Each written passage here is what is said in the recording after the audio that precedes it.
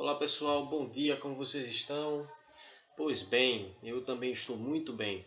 Então, nós hoje vamos começar uma nova semana e acoplada a essa nova semana um novo conteúdo de química, tá certo?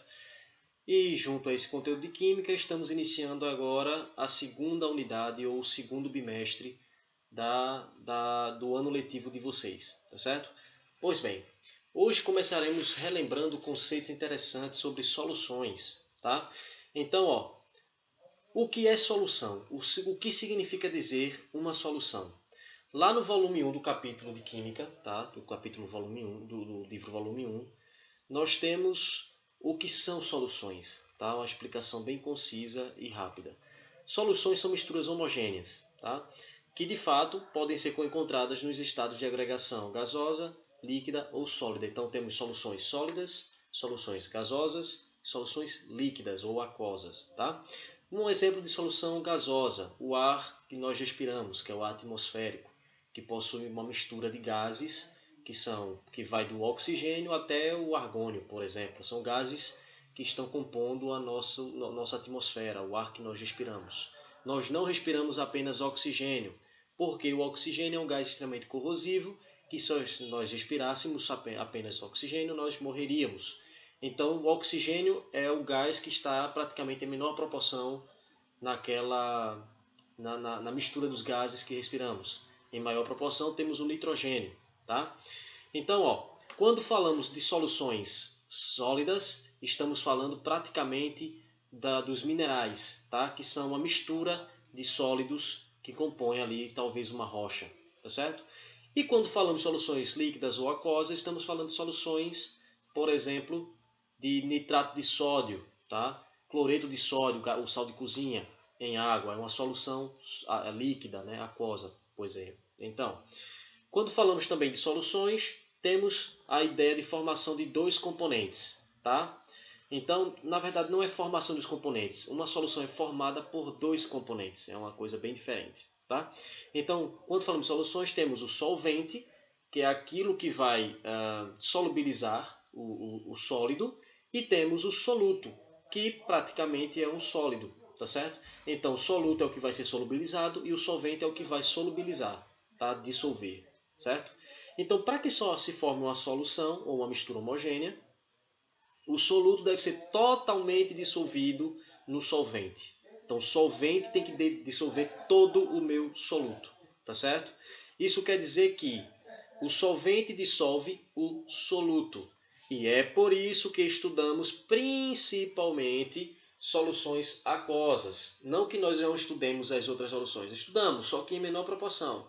A mais importante para nós químicos, tá, são as soluções aquosas, porque a água é considerada, como já vimos, solvente universal. Tá certo?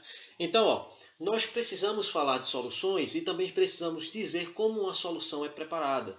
Porque falar para vocês aqui de boca, pouco importa, nós precisamos mostrar no dia a dia de um laboratório de química como é que acontece a preparação de solução. Porque muitas soluções já vêm pronta, tá certo, em um frasco de 1 litro que nós compramos de determinada indústria química, tá?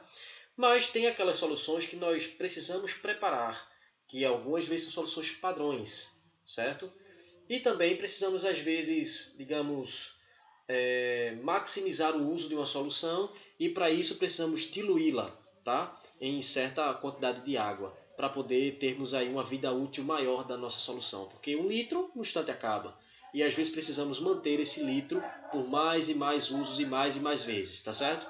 Isso significa dizer o seguinte, que quando vamos preparar uma solução, talvez até solução caseira de misturando sal, açúcar e água, que é quando tomamos um susto muito grande e precisamos nos acalmar, tomamos essa solução.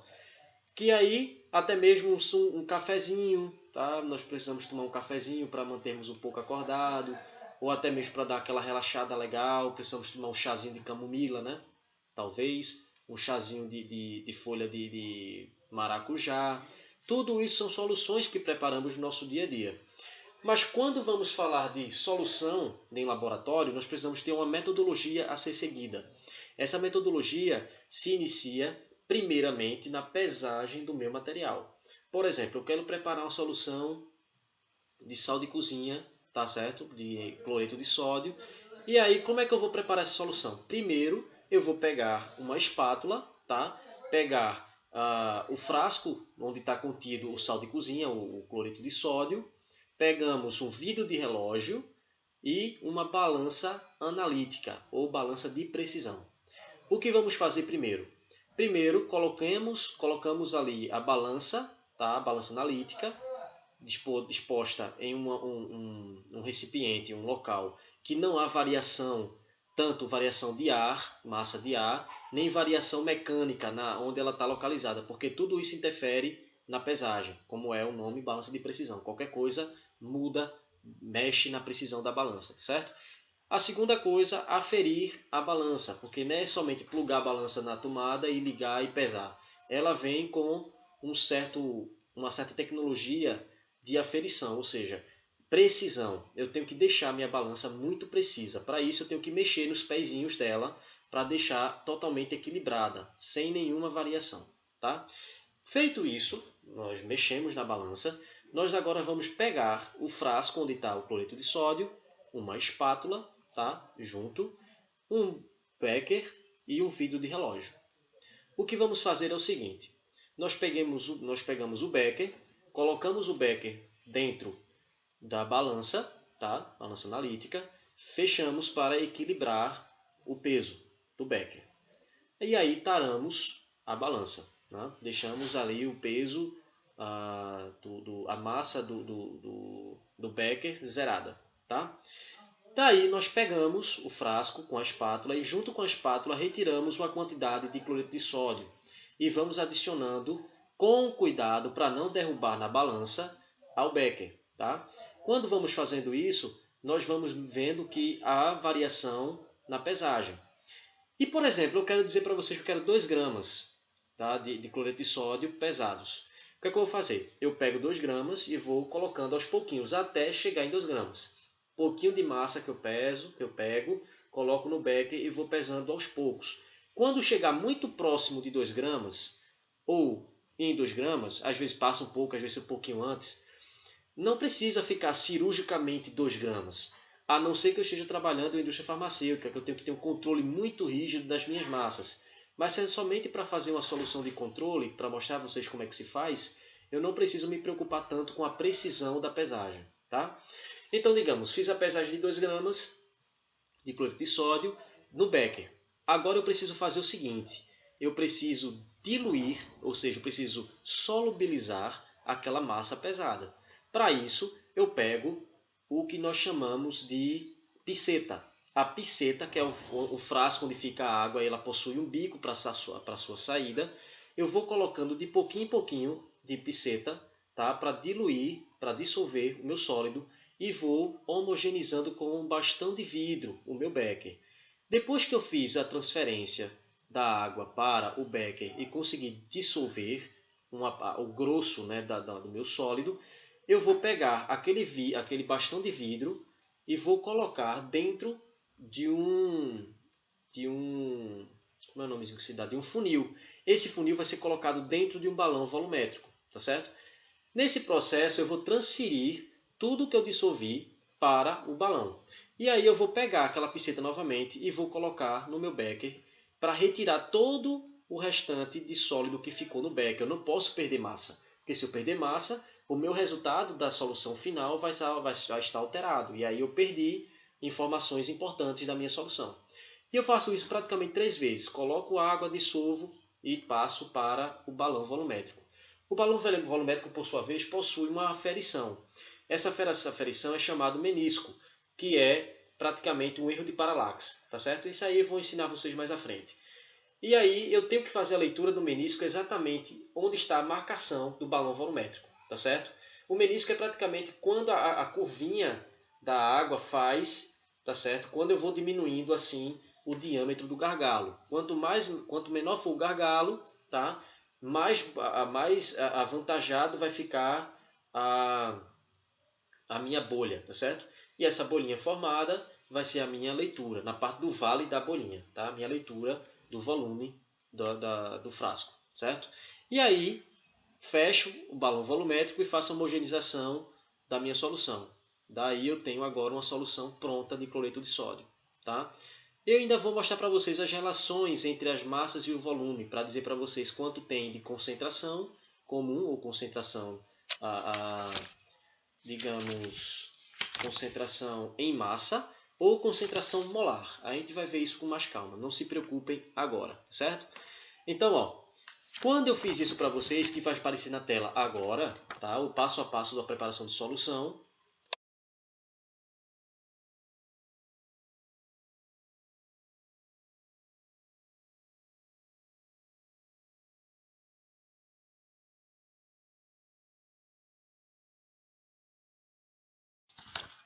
Então, vocês acabaram de ver o passo a passo da preparação de solução, mostrando graficamente tudo o que eu falei para vocês, que às vezes falando fica confuso de entender, né? Mas graficamente olhando, vocês conseguem ter uma noção mais ou menos de como funciona o preparo da solução. Mas olha, quando eu falo para vocês sobre soluto e solvente, tá? Eu tenho que ter noção de quem vai ser pesado e de quem vai diluir a minha massa pesada. Pois bem, o que eu pesei, falei para vocês da pesagem, cloreto de sódio, por exemplo, ele é o chamado soluto, tá? É a massa que eu pesei. Já o solvente, por exemplo, é a água, onde vai ser adicionada no becker com o soluto, tá certo? Então, ó, nós temos agora a mistura dos dois, soluto e solvente, para gerar uma solução, tá certo? Então, ó, nós podemos falar o seguinte sobre solubilidade, tá? A solubilidade ela vai ser praticamente quanto de solvente dissolve o soluto, tá certo? Isso significa dizer o seguinte, que eu posso ter variações de solubilidade a depender, às vezes, da temperatura ou da quantidade de solvente adicionado. Então, ó, por exemplo, eu quero dissolver 36 gramas de sal de cozinha, de cloreto de sódio, em 100 ml de água. Se eu fizer o experimento, eu não tenho como fazer para vocês agora o experimento. Eu prometo tentar fazer na próxima aula. Tá? Na próxima videoaula eu tento mostrar para vocês mais ou menos a diferença de solubilidade. Tá? Então, ó, ao adicionar 36 gramas de cloreto de sódio em 100 ml de água, possivelmente eu consiga dissolver todos os 36 gramas de sal de cozinha nos 100 ml de água. É talvez uma possibilidade. Mas se eu aumentar, digamos que eu consegui dissolver tudo, tá? Em 100 ml eu consegui dissolver 36 gramas todo, tá? Mas se eu aumentar de 36 para 45 gramas, talvez eu não consiga dissolver todo os 45 gramas de cloreto de sódio, sal de cozinha. Se eu não conseguir dissolver tudo, vai sobrar um pouquinho de cloreto de sódio no fundo do meu becker ou do meu copo, tá certo? Isso acontece muito no dia a dia de vocês em casa. Por exemplo, a mãe de vocês pega um pouco de açúcar e coloca no café, no copo de café, e vai mexendo, mexendo, mexendo para tentar dissolver. Se você colocar excesso de açúcar naquela xícara de café, quando você beber o café todo, você vai perceber ali um pouco depositado no fundo do copo de açúcar, tá certo? Esse açúcar não foi dissolvido pela quantidade de água que estava contida na xícara. Isso por quê? Porque existe uma quantidade máxima de massa que um solvente pode dissolver, uma quantidade de solvente pode dissolver, tá certo? Mas aí eu posso alterar essa quantidade máxima de solubilidade. Eu posso, por exemplo, se depositou o corpo de fundo, que é o nome dado para restos, né, de sólidos que ficam lá, que não foram dissolvidos. Então, por exemplo, se eu dissolvo 36 gramas totalmente em 100 ml, vai sobrar 36 para 45, vai 9. Vai sobrar 9 gramas de sal de cozinha no fundo da xícara lá, do copo ou do becker. Essas 9 gramas que sobraram são chamadas de corpo de fundo. Tá? O corpo de fundo é o excesso que não foi dissolvido, que está lá depositado no fundo do becker ou da xícara. Tá? Mas eu posso alterar isso. Eu posso mexer meus pauzinhos e mudar a solubilidade bem do jeito que eu quiser. Tá? Por exemplo, sobrou 9 gramas de sal de cozinha de cloreto de sódio, NaCl, no becker, tá? Depois que eu dissolvi. Mas olha, eu posso fazer o seguinte, eu posso pegar aquele becker com o resto que ficou lá no fundo, o corpo de fundo, e eu posso aquecendo e mexendo. Eu posso aquecendo e mexendo o copo, o becker, o fundo do becker com bastão de vidro. Nesse processo, não é um aquecimento brusco, tá? É devagar, porque senão eu vou fazer a água evaporar e ao invés de fazer a água dissolver mais do soluto, eu vou fazer com que sobre mais soluto no fundo do becker.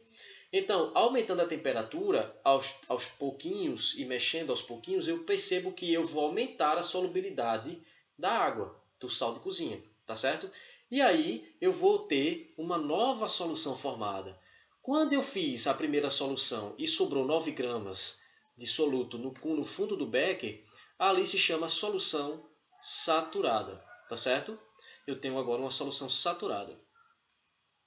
Essa solução saturada é quando eu excedo a quantidade máxima permitida de solubilidade. Mas agora eu posso formar uma solução supersaturada. O que significa dizer supersaturada? A supersaturada é quando eu forço o sistema solvente-soluto, ou a minha solução, a dissolver mais soluto. Tá? Ou seja, sobrou 9 gramas de sal de cozinha no fundo do becker. Aqueci aos poucos e fui mexendo e fui forçando a solubilidade até conseguir dissolver tudo. Tá? Ou seja, a solubilidade total aqui foi forçada. Ela não foi natural. Ela precisou de um processo a mais para poder ser dissolvido. Tá? E nesse momento eu tenho agora uma solução supersaturada. Uma solução supersaturada, com o mínimo de perturbação do sistema possível, eu consigo precipitar novamente aqueles 9 gramas. É o que acontece muitas vezes quando eu tenho uma cerveja que está lá na geladeira e às vezes ela estoura. O que faz a cerveja estourar é uma perturbação do sistema. A cerveja é uma solução supersaturada.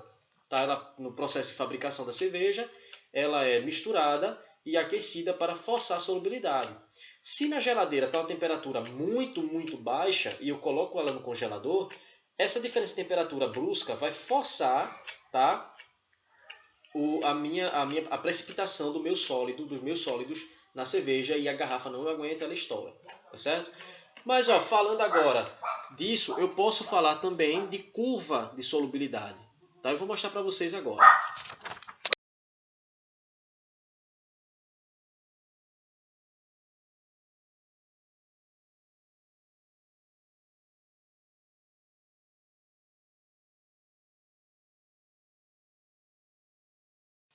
Pois bem, visto que vocês já notaram como é que funciona a curva de solubilidade, a gente pode agora avançar um pouquinho mais, tá certo, no estudo das soluções.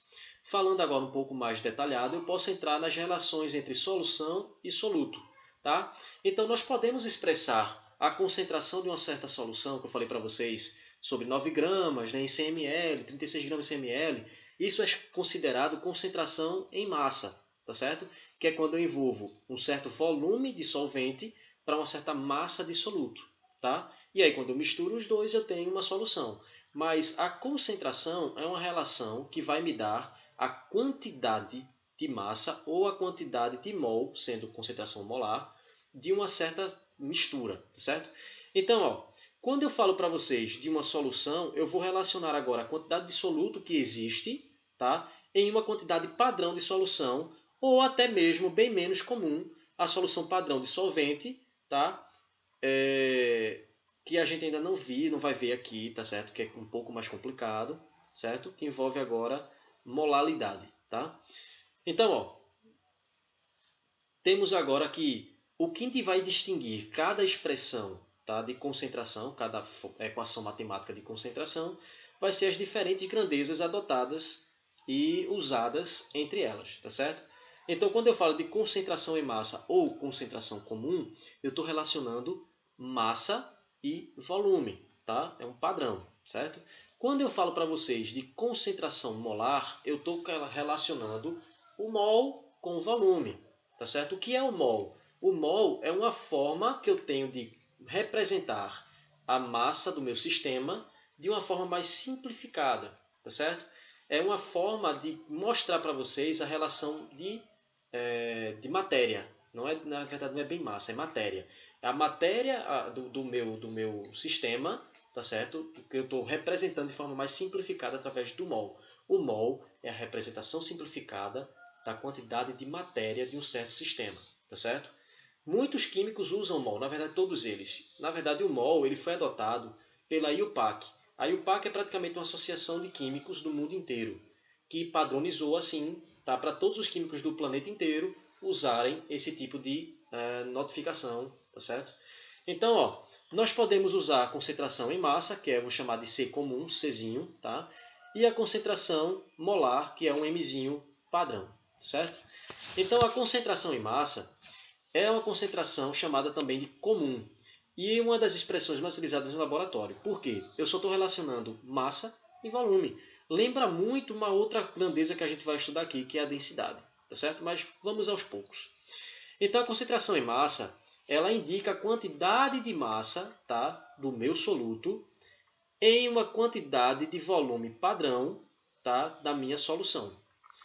Que aí vai ser expressa mais ou menos em grama por litro, mas não apenas grama por litro. Pode ser gramas por ml, gramas por centímetros cúbicos, miligrama por litro, miligrama por ml. Tem uma série de grandezas que eu posso abordar usando concentração comum. Não se peguem apenas a grama por litro. Grama por litro é uma das formas de representar a minha concentração comum ou minha concentração em massa, tá certo? Então, ó, eu vou mostrar para vocês aqui um exemplo de como calcular a concentração comum, tá?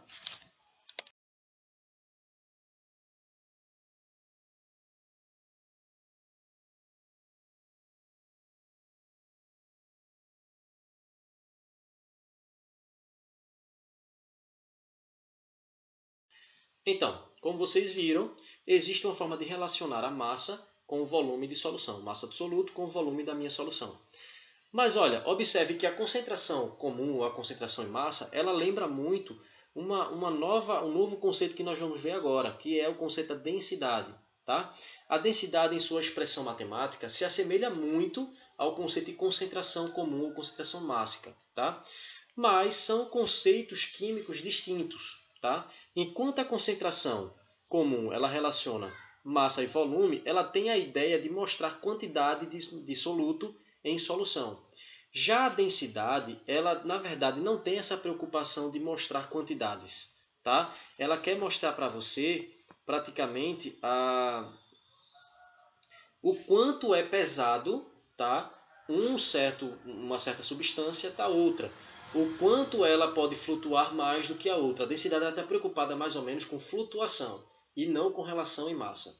Tá certo? Para deixar isso bem claro.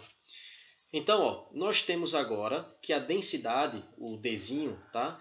Ela vai ser expressa matematicamente como uma massa, tá? Pelo volume da solução. Mas olha, nós podemos calcular a densidade de tudo que é substância, não apenas de uma, assim como a concentração também.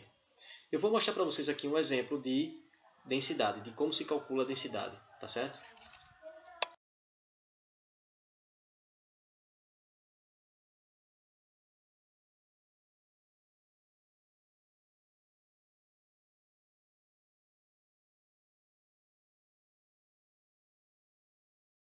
Então, galerinha, no momento que vocês acabaram de ver, vamos fazer uma breve recapitulação do que nós vimos agora.